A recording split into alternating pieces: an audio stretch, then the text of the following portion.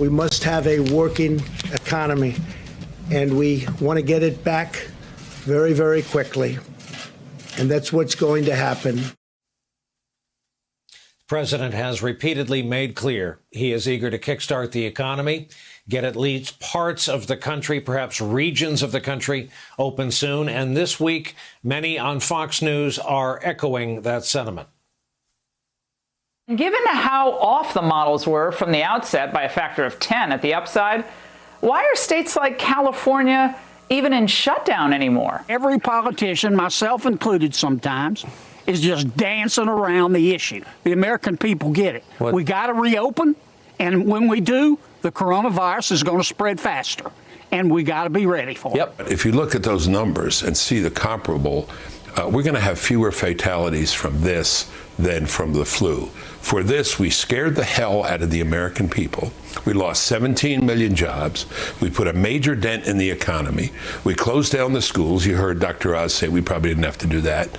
Shut down the churches and so on.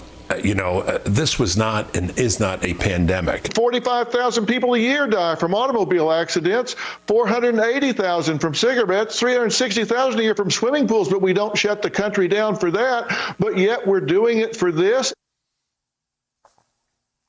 Back with us again tonight is Dr. Erwin Redlener, a pediatrics physician and a clinical professor with the School of Public Health at Columbia University.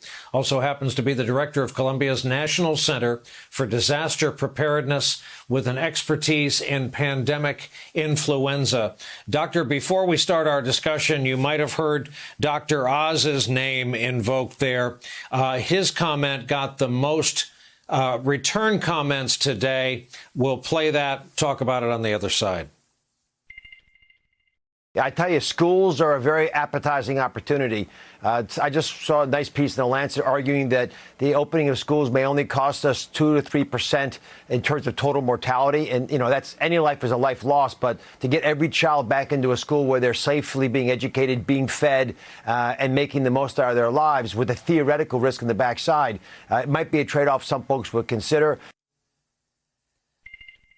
So I won't ask a physician to criticize a fellow physician. Dr. Oz, we should note, apologize for the 2 to 3% mortality rate mention.